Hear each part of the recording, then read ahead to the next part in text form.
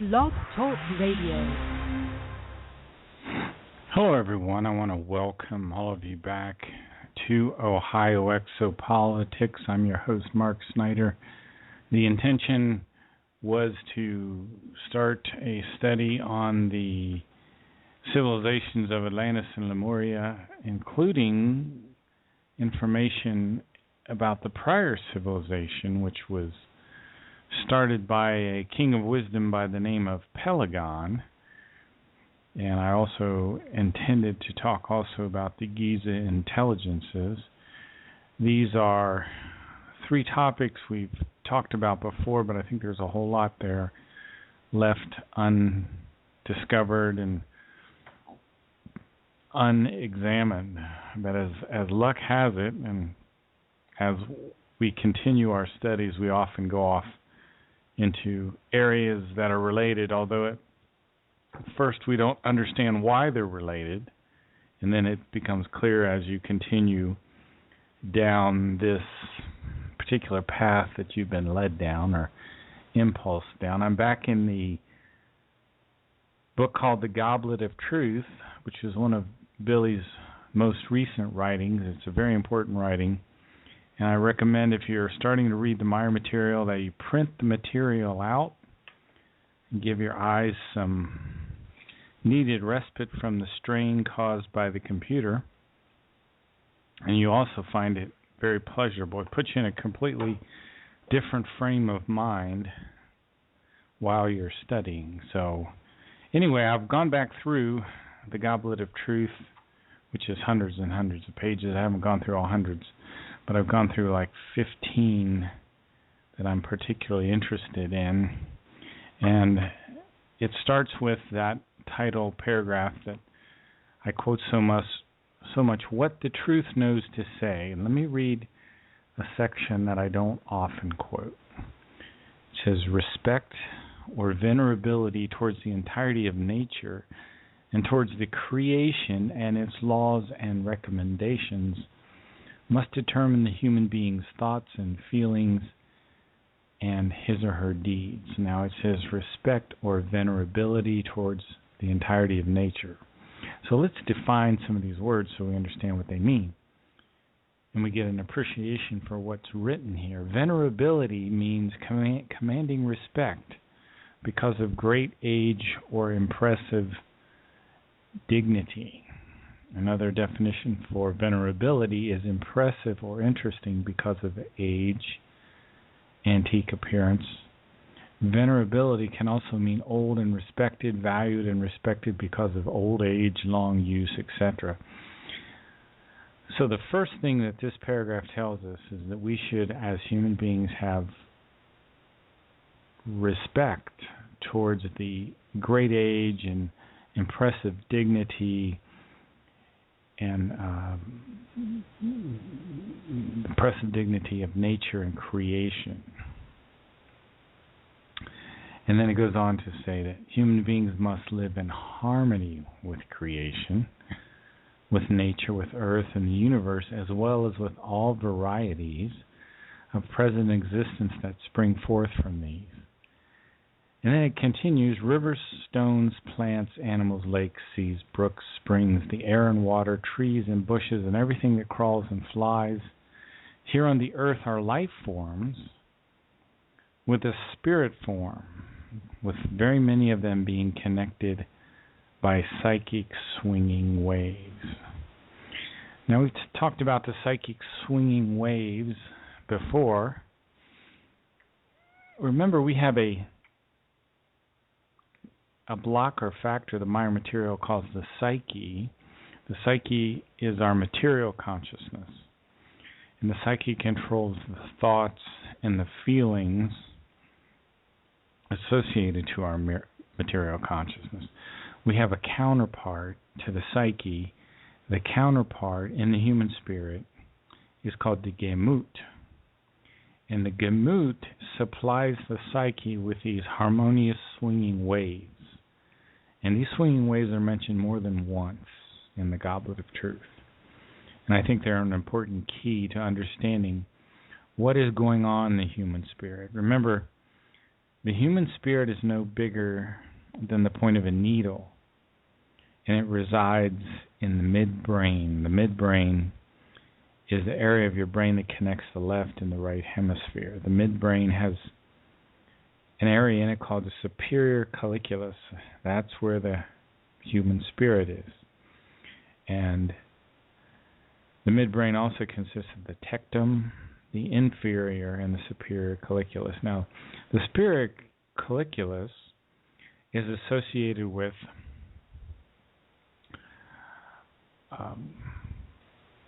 eye movement, alertness, with the regulation of our body temperature and various things of that nature. So the superior colliculus is an important area because that's where the human spirit resides. It's a bump on the lateral part of the midbrain. It's also called the mesencephalon, it's a portion of the central nervous system, and it's associated with vision, hearing, motor control, your sleep-wake, arousal, temperature regulation, and again, the midbrain consists of the tectum, and it also has within it the inferior colliculus and the superior colliculus. Superior colliculus is the area where the human spirit resides. The spirit is sometimes referred to as the spirit form. It's indestructible, it's eternally living, it's a loving entity, it's the real you, it's always developing. It resides in the human brain, but exactly in the superior colliculus. In some non-mammal species, including fish and birds, the tectum is the largest component of the brain. In mammals and primates, because of our extremely large cerebral cortex, the tectum is much smaller in proportion. But it remains very important because it's the integrating center, again, for the eye movements. And in the 1970s and 1990s, they did studies on mammals, mostly monkeys, and they monitored the superior colliculus in controlling eye movements. And they also noticed that when the animals' heads were free to move, that there was a combining of the head and the eye movements. So the superior colliculus is involved in many multi-sensory integrations, which makes perfect sense if your human spirit is there. It probably is the place where we'll have telepathy, telekinesis, and things like that, and I'm kind of speculating there, but that seems pretty logical to me. Now, in the following passage, the words Weissenheiten is used. Weissenheiten, quick definition, is an immaterial material existence form without a self-determining possibility of evolution. Now, what's weird in this passage is the Weissenheiten are said to be communicating with one another. And I'll give you a couple examples of Weissenheiten in the German. Air is considered a Weissenheiten. Water is Weissenheiten. I typically don't think of those things as communicating. Now, the universal consciousness is also considered a Weissenheiten. And my understanding is the universal consciousness has no personality, but it radiates love. It doesn't personally love us, but like the sun radiates light, it radiates love. And anyway, let me continue to read this. Back to the Goblet of Truth. All of them are Weissenheiten that communicate with one another, all knowing about their common existence among one another. The consciousness and psyche of all created creations are in turn bound on a journey through time, incorporating very many bodily existences through the innumerable forms in which life appears. In this process, death is a passage to rebirth as well as the conversion into the other world, the world of pure spirit. This is the basis for the tightly woven and indissoluble web of all life, and in this wise no life form strives to rise up above others within their group and set themselves up over the others. Because each life form contains a basic goodness and not evil. After all, evil is learned and practiced as a result of inappropriate doings and asartang. Now, the passage I just read mentioned the Wesenheiten, and it also mentioned something called the tightly woven web of all life. Woven means to interlace. Threads, yarn, strips, fibrous material form a fabric or material. To interlace means to cross one another, typically passing alternately over and under, as if woven together, to intertwine. And it also referred to the word indissoluble here when it was talking about that web of life. And the word indissoluble has meanings like firm and stable and mean incapable of being dissolved. And I'm at the end of that little section, we talked about this German word asartang. Asartang is a noun, and it means to get very badly out of control of the good human nature. Let me continue to read here in the Goblet of Truth. Irrespective of what is involved, whether simple or fanatical religions and sects, stubborn nationalism, fascism, might-greedy politics, terrorism, or neo-capitalism, etc., all of these directions are aberrations of the negative and evil and represent an immense threat to all the peoples of the earth, in particular in the third millennium. Well, what is the third millennium? Remember when Billy had his contacts with Thoth?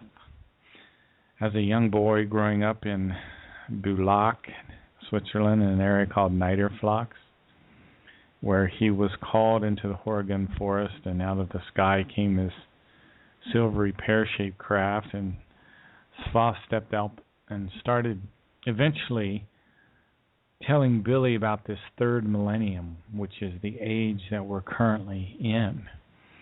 And Thoth stated that the third millennium began when the United States dropped the atomic bombs on Hiroshima and Nagasaki.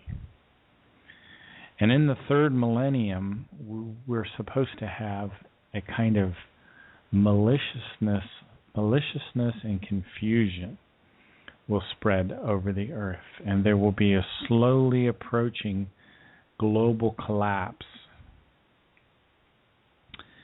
And in the third millennium, it says our leaders will become megalomaniacal, and they will take away our rights of self-determination, and the people will become indolent, lazy, obtuse, slow to understand, and indifferent.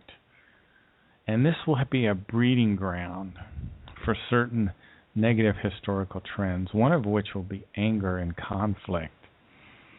But the previous passage talked about fascism. Now, fascism can be defined as a governmental system which is led by a dictator having complete power, forcibly suppressing opposition and criticism. Does this sound like where the United States is headed? It does to me. It goes on to say here that fascism, I don't know why I can't say that this evening, fascism regiments all of industry, commerce. It emphasizes an aggressive nationalism and even racism at times. The other term that's mentioned in that passage is neo-capitalism, which is an economic ideology which blends capitalism with other systems. Like neo-capitalism is said to have an extensive welfare system. And the neo-capitalism is different. than the capitalism that existed before World War II.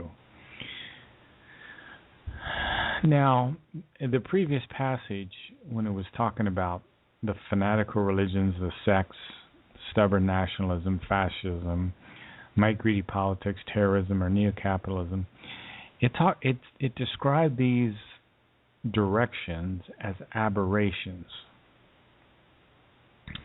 What is an aberration? An aberration is the act of departing from the right, normal, or usual course. So I suppose our religions, fascism, neo-capitalism, are departing from what is right and from the normal course. And truly, the danger of catastrophe befalling humanity has never been so great as today and in the future. Cynical materialism and unbridled neo-capitalism, which have now overtaken the entire world, are already leading to extremely serious damage to nature and the morality of human beings on Earth. And this damage continues to grow in relationship to the irresponsible increase in overpopulation. One of the biggest problems that is not understood is the problem of overpopulation. Now, you'll hear people say you can fit all of the people in the world into Texas. Well, that's true, but they don't give you the picture of what it would be like to have all the people in the world in Texas. First of all, Texas has 262,000 square miles, which is a lot of space. Texas is a big place. If you divide that by 7 billion, you'll get a 10 meter by 10 meter square. So everyone will now have a 10 meter by a 10 meter square to live in. Well, there's another problem. 50% of Texas is desert. So you don't really have a 10 meter by 10 meter square to live in because a lot of these folks won't be able to live in a desert. And then you have to ask yourself, well, these 7 billion people that we've crammed into Texas, what kind of standard of living are they going to have? Are they going to have a standard of living like the rest of the people in the United States? Are they going to have a car? Are they going to have a house? Well, if they are, well, you're going to have to build roads. You're going to have to build factories to build the cars and help build things in the houses. You're going to have shopping malls and grocery stores, and then you're going to realize that a lot of people won't be able to grow anything. So they won't be able to be self-sustaining. So now you're going to have farms and agriculture, and before you know it, you've got cities and you've got the horrible mess that we have in many areas of today. Bangladesh is one of the examples I often use of the destruction that's going on in the world today. Bangladesh, a little country the size of Ohio, with a population of about 167 million to 157 million, somewhere between those two numbers, which is a number so large it produces cognitive dissonance. It's something we can't even imagine. In Ohio here we have 11.5 million people. Let's listen to this clip on Bangladesh's population, its slum dwellers, and its struggle for clean water access. Now, how does this, just before I play this clip, how does this all fit into Atlantis and Lemuria? We've had two civilizations that destroyed themselves before us. We had civilization of Pelegon, civilization of Atlantis and Lemuria. We're headed down the path of self-destruction. So let's not go there. Let's learn these lessons that were taught in the Goblet of Truth and some of the things we're going to hear on these clips. Next, today is World Water Day. Tonight, we look at an innovative approach to getting clean water to slum dwellers in so-called megacities. Our story is another in our occasional reports about population issues around the globe. It's part of a collaboration with National Geographic magazine and the Pulitzer Center on Crisis Reporting, and comes from special correspondent Steve Sapienza in Bangladesh. Dhaka, the capital of Bangladesh, is one of the world's fastest-growing cities and one of the poorest. As in many other developing countries, people are leaving the countryside in search of work and a better life in the city.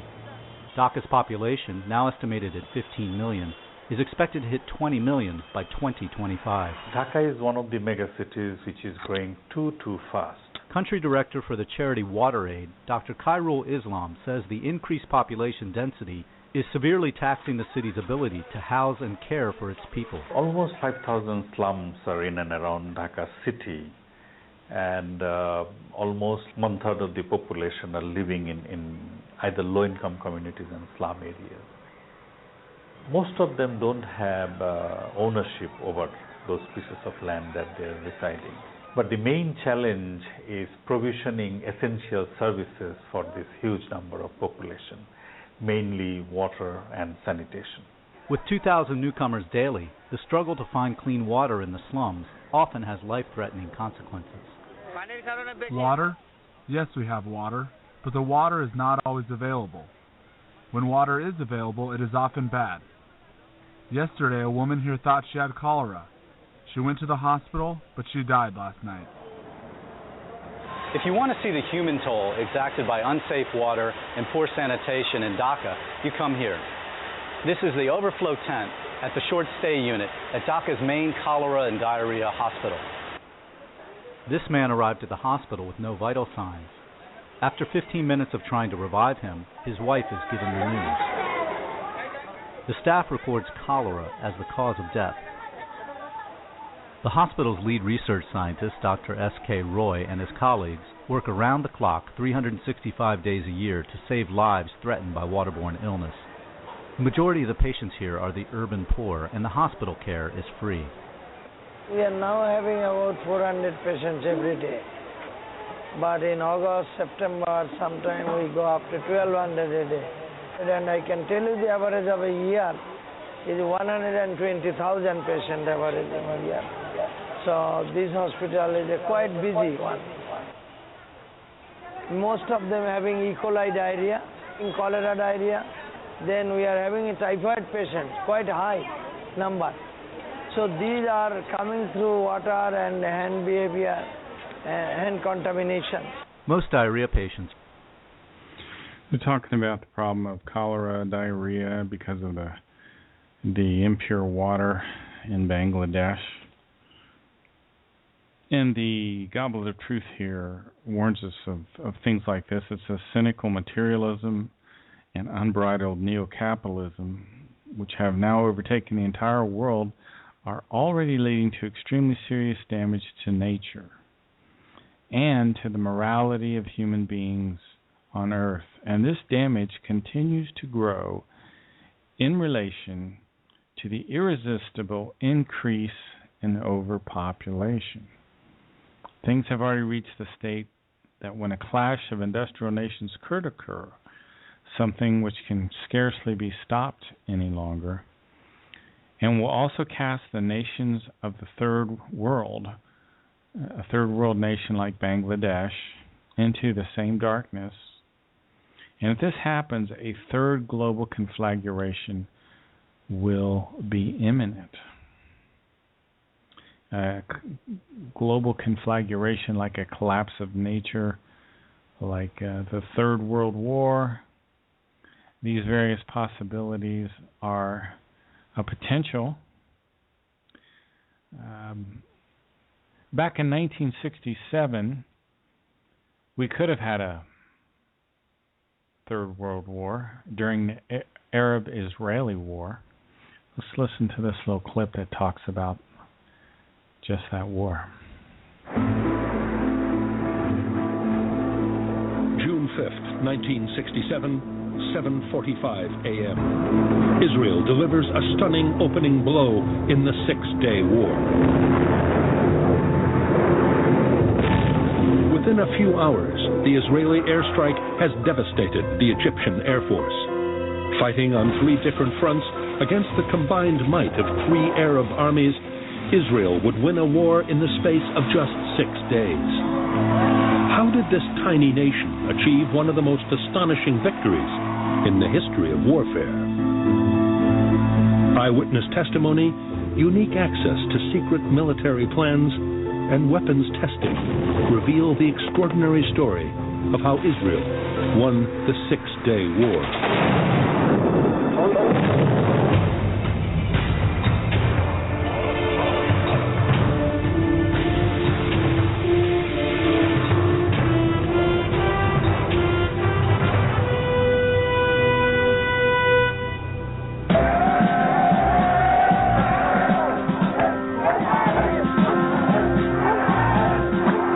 In early June 1967, tensions in the Middle East were rising.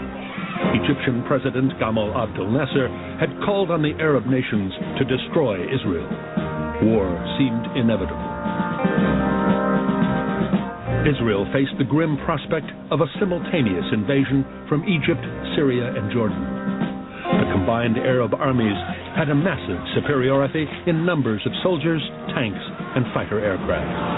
Israel is viewed not only by themselves but by the rest of the world as a scrappy little nation on the very edge of survival. The general mood in the Arab world was that Israel is not that strong, it could be defeated. Yet against most expectations, the opposite happened. In less than a week, Israel had defeated its Arab neighbors. How was such a stunning victory achieved?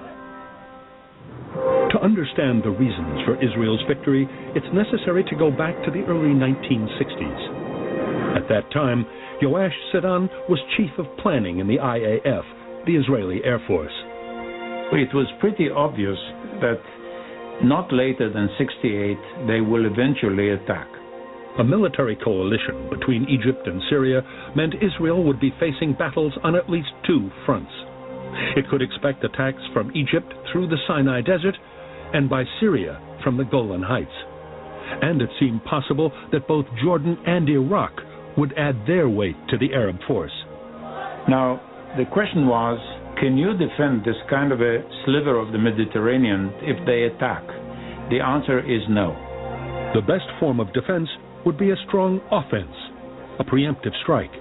But such a strategy created its own problems. The Israelis could not afford to put all of their oomph against the Egyptians and the Jordanians and the Syrians at the same time. They had to concentrate.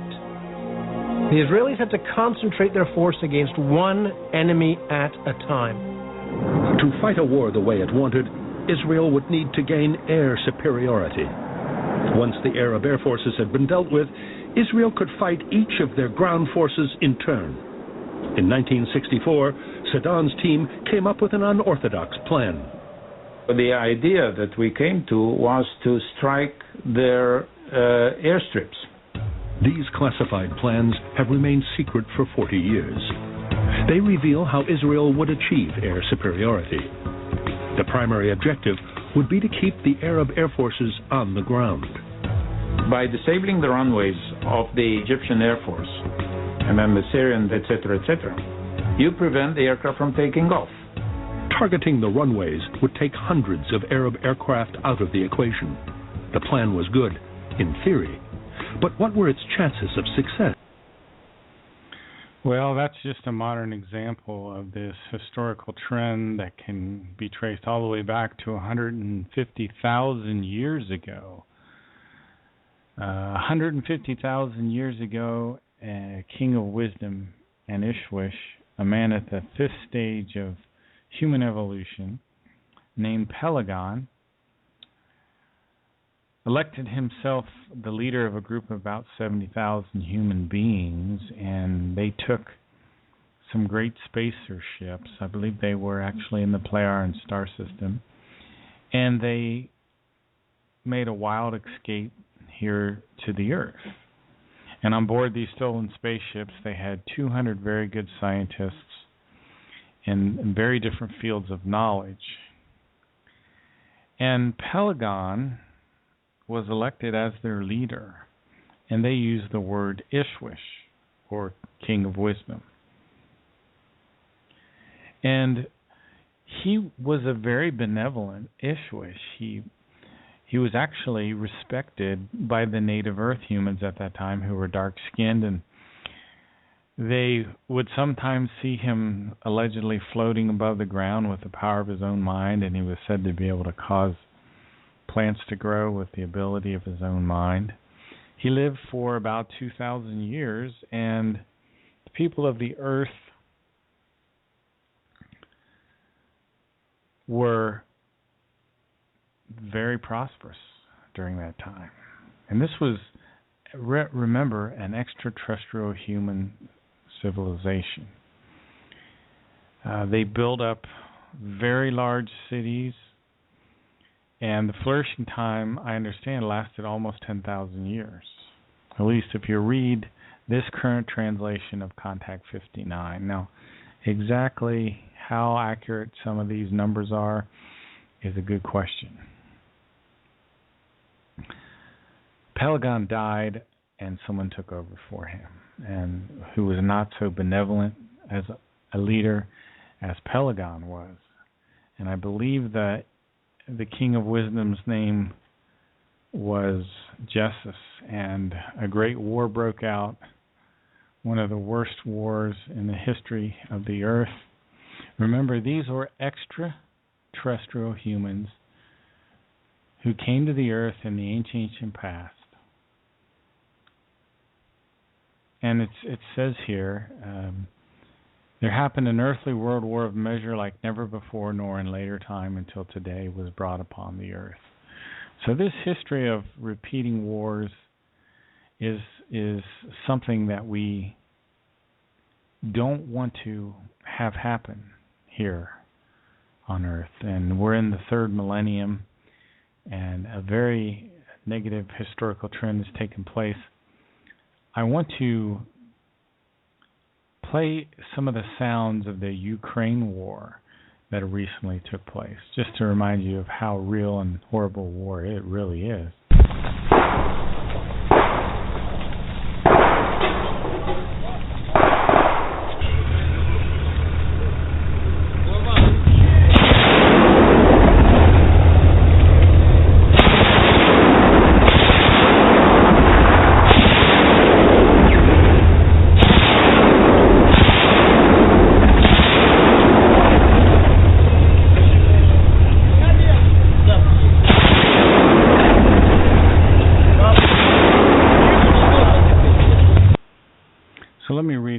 From the Goblet of Truth.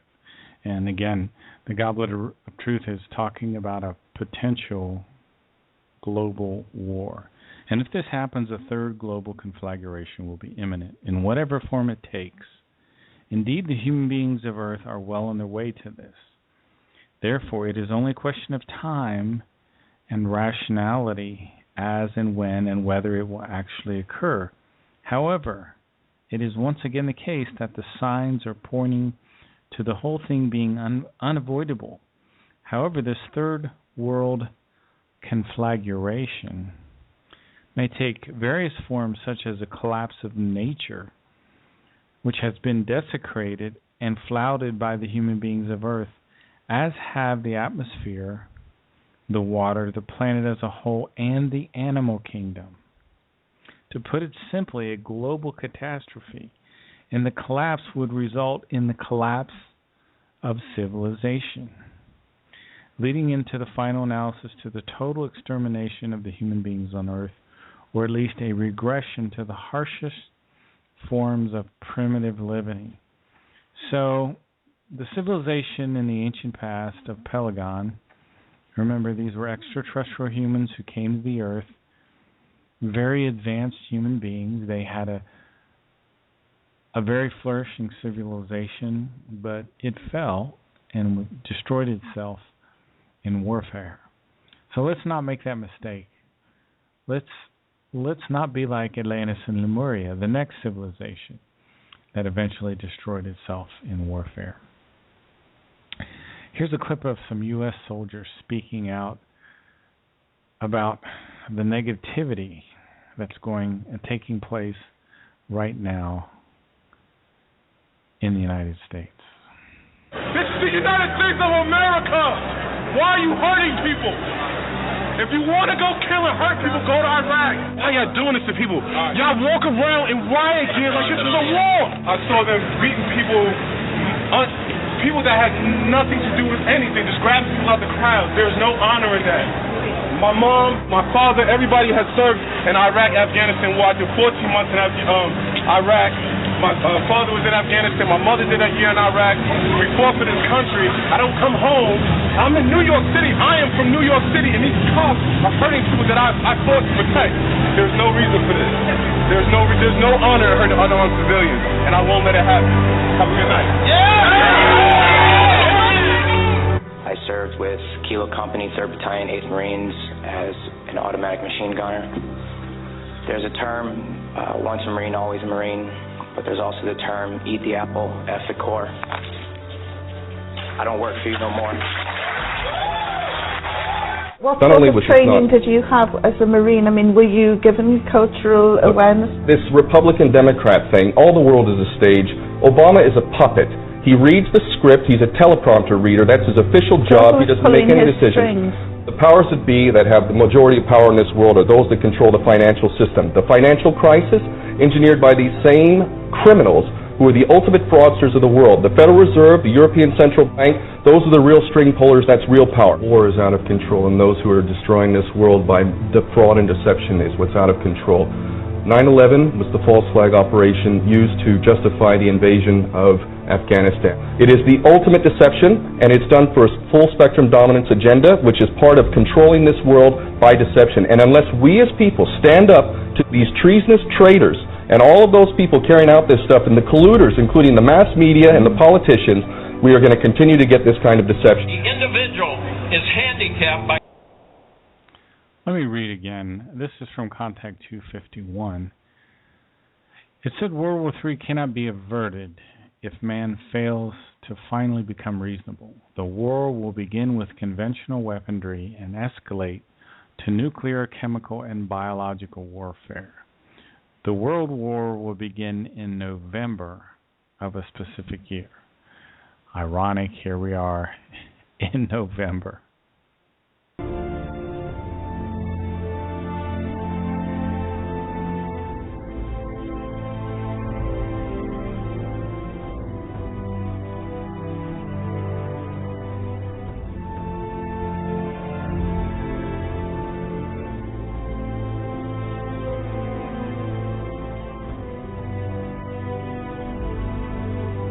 I wanted to fight in the war.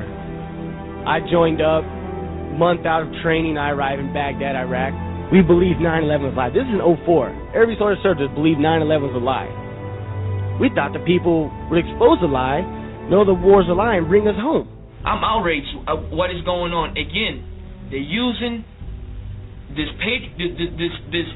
idea of patriotism and honor. That's bullshit.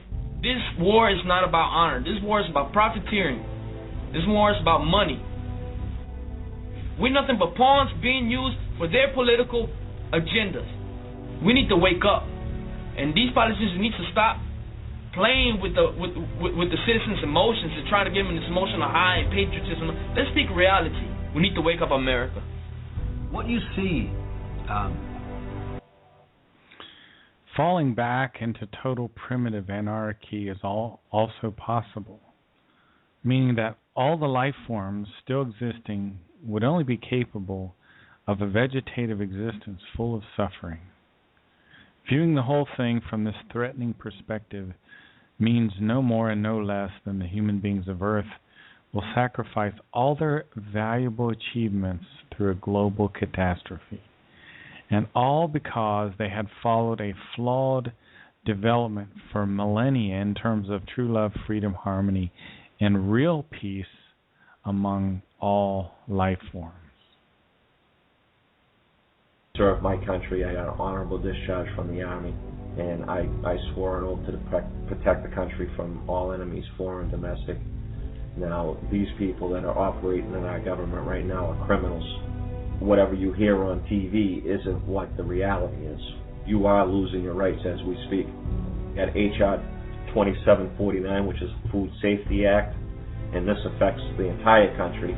They can stop all forms of transportation in and out of the state. They can destroy vehicles. They can declare martial law, and they can shut restaurants down. They can shut down supermarkets, and that's why they put all these hot button issues out there to distract people, so they argue amongst themselves, like race and abortion and terrorism and healthcare and God only knows what else.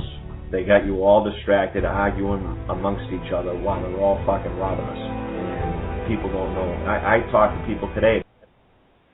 Indeed, in the present day, it is possible to see an apocalypse of this kind looming threateningly on the horizon and over the destiny of the human beings of the earth. Because even long ago, the blossoming culture of the truth was destroyed globally, and evil Gewalt and every kind of Asartung set in its place a thing that has happened in particular due to the machinations of politicians, false lies, false penal codes, as well as religions and sects. The true meaning of liberty is driven by economic myths. Who would have ever thought that the current generation and Congress would stand idly by and watch such a rapid disintegration of the American Republic, which is equivalent to granting dictatorial powers to the president. Our presidents can now, on their own, order assassinations, including American citizens, enforce indefinite imprisonments without due process, treat all Americans as suspected terrorists. It appears that the fate of the American Republic is now sealed. Every time our country stands in the path of danger, an instinct seems to summon her finest first. It's always the patriots who first hear the call. When loss of liberty is looming, as it is now, the siren sounds first. When ordinary hands can possess such an extraordinary instrument, that symbolizes the full measure of human dignity and liberty. That's why those 5 words issue an irresistible call to us all. So, as we set out this year to defeat the divisive forces that would take freedom away, I want to say those fighting words for everyone within the sound of my voice to hear and to heed. From my cold, dead hands.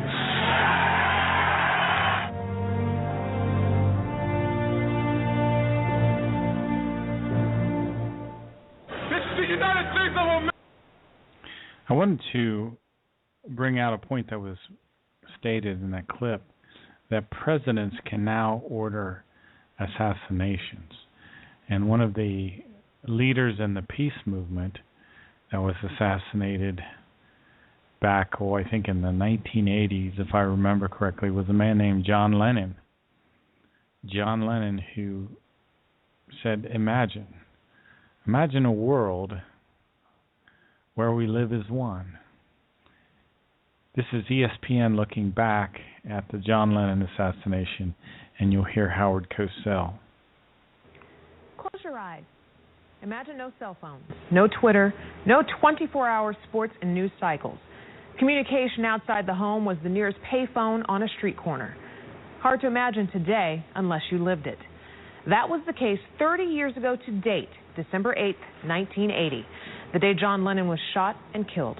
But for millions of people, the news didn't come across from their local news anchor or Walter Cronkite. It came from the most familiar voice in all of sports to this day, Howard Cosell on Monday Night Football. Tom Rinaldi shares the backstory of that historically tragic night. The death of a man who sang and played the guitar overshadows the news. By the time Walter Cronkite began the nightly news on December 9th, 1980, the biggest single news story in the world was more than 18 hours old. In America, millions of people didn't find out what happened from a newscast or a special report. They learned John Lennon was dead by watching a football game. Hello again, everyone, and we're excited about tonight because The Patriots have not been able to beat Shula and Miami here at the Orange Bowl since 1966. That night in New York City, a local TV news producer for WABC, Alan Weiss, was in a motorcycle accident in Central Park and taken to nearby Roosevelt Hospital.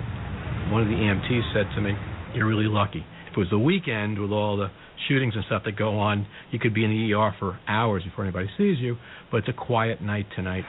The 24-yard attempt. The Dolphins tied the game at the end of the third quarter.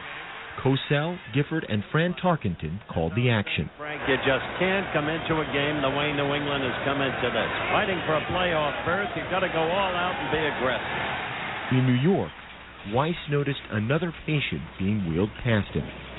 Two of the police officers come out, and I hear one officer say to the other one, "Can you believe it? John Lennon." I opened up my eyes and I looked up and I said, "Excuse me, officer, what did you say?" Just before 11 that night, outside the Dakota, his apartment building. Now, if you listen to the rest of that clip, you'll find out the man that killed John Lennon was kind of a weird religious fanatic who was getting what he thought were messages from God or something to that effect. And the Goblet of Truth states here, in the Christian world, the blame for all of these negative historical trends that we've been talking about lies fairly and squarely at the door of the Roman Catholic Church.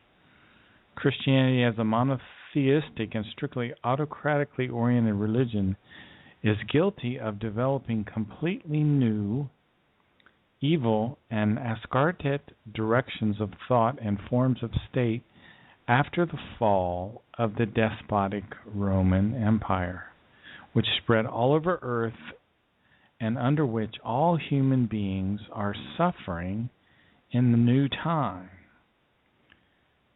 It was in particular the Roman Catholic Church that inherited the practices of the inhuman Roman Imperium, establishing an evil consciousness conditioning tyranny in the place of the former Roman military tyranny, which reached its accumulation in the Inquisition,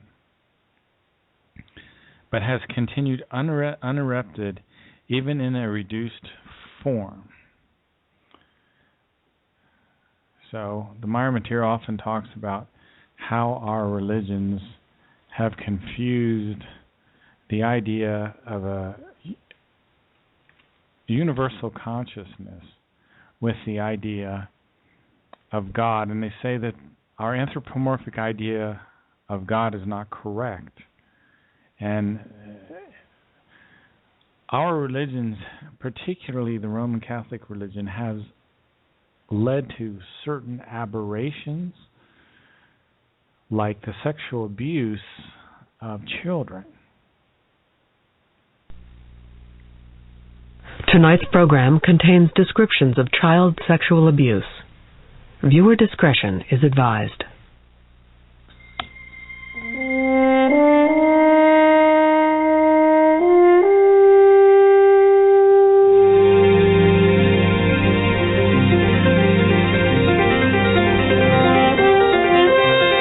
Funding for Frontline is provided by the Park Foundation, committed to raising public awareness, with additional funding for this program from the Jerome Foundation in celebration of the Jerome Hill Centennial. Frontline is made possible by contributions to your PBS station from viewers like you. Thank you.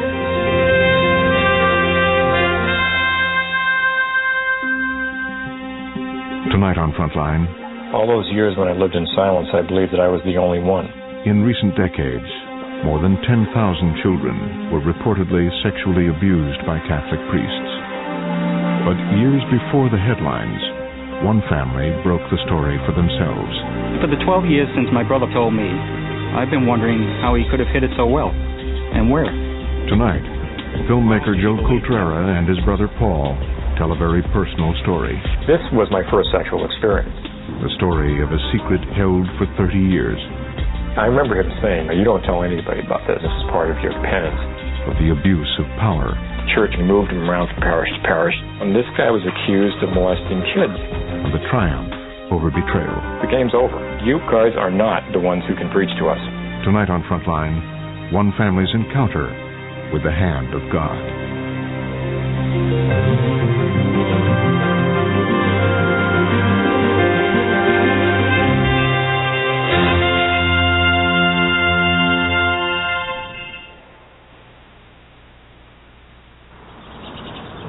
These are all tapes.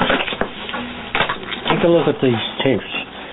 The title, see if you can remember. It says Paul. What's this one? Let's see if I can remember this.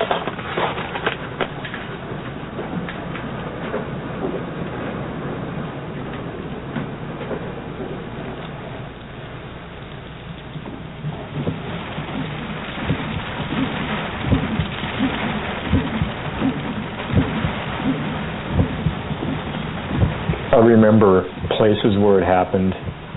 I remember smells. I remember the sun coming through the rectory window. I remember the placement of the furniture in the room in the rectory. I remember the red leather upholstery. For the life of me, cannot remember how long it happened. My guess is it happened over the course of about 4 to 6 months between the spring and the summer in '64. There's parts that you just, I think your subconscious protects you. It just kicks in and you don't want to remember that. It's not the story of my life. It is a thing that happened to me. It's got to be confusing to people. People must wonder, how could you let this happen to you? Why didn't you tell somebody about it? Why didn't you stop it? Why didn't you walk out of the room? I think that it's hard enough for me to understand how I let it happen to me. I mean, it's hard, that's part of what I've sort of beat myself up for years. I thought I'd let it happen to me. It's that whole power structure, that whole environment that we're in that allows this to happen, and hopefully something like this can explain that.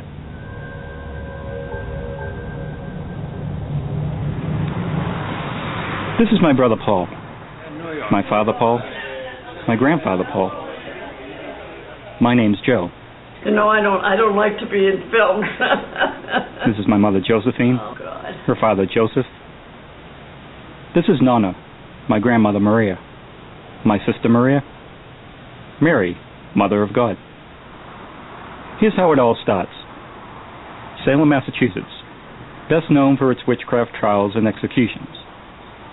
Our small pocket of the city was an Italian neighborhood, close-knit, one house tied to the next, by clotheslines, by culture, by bonds of family and friendship. And in that neighborhood, a church, St. Mary's Italian, built in 1925 by the neighbors, a place where everyone met for religion and community, a tribute to lost loved ones.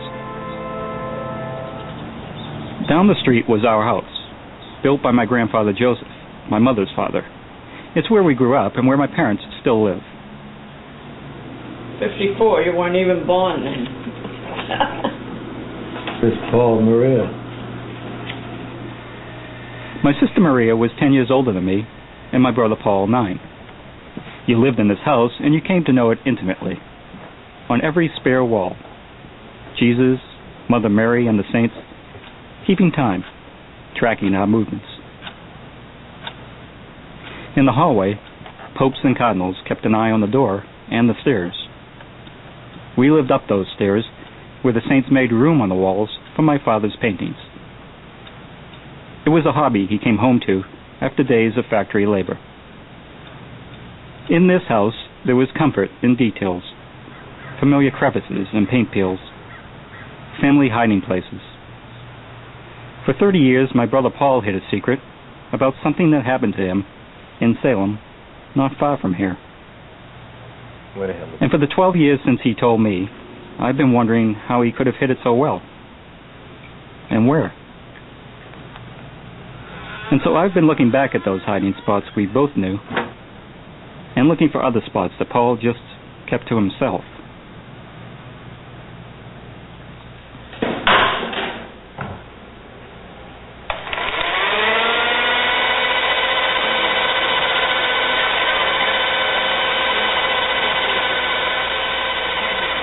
was a big Italian family. Our grandmother and a couple of our aunts and uncles lived downstairs. From time to time, there were various cousins and our older Sicilian relatives who were sharing the space.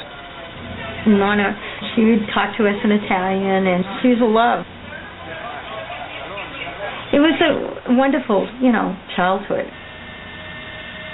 Mom had 7 brothers and sisters. I'd say for the first 10 years of my life, they all lived in that same house or within a block of each other.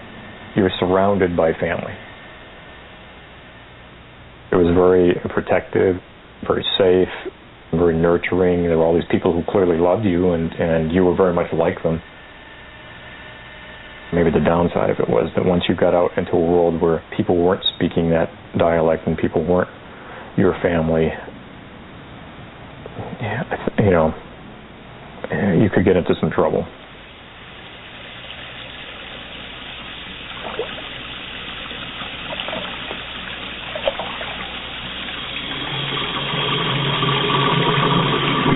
When we first got married, my wife and I agreed that all my children had to have a Catholic education. The Italian church, St. Mary's, didn't have a school. And St. James, which was the Irish parish not that far away, they had a kindergarten through high school. I still dream that I'm in that school building. It was all nuns. There were no lay teachers back in those days. That dress is frightful enough in itself. If you came home and you said, "Oh, sister, somebody was yelling at me," it wasn't, "What's wrong with sister? What's wrong with you? What did you do?" As children, we were very passive, and we were just told to do it. We did it.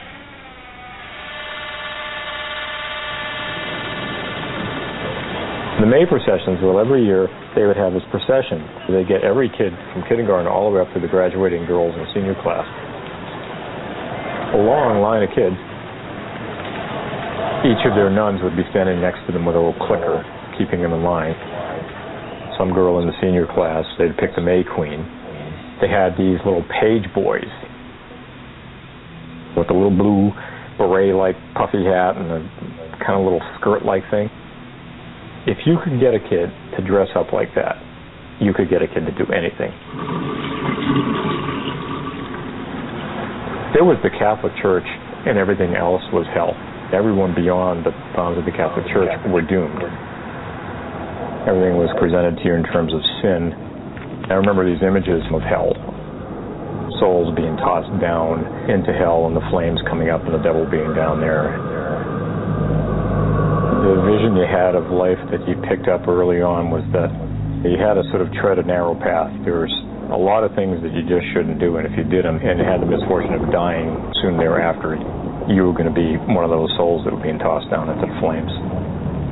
So it was sort of this game that you played where you committed these sins and then you'd go into the confessional on Saturday and reel off your sins, and the priest would say, "Yep, okay, you're safe, go." And then you'd go out and do it again, and then you'd come back and say it again.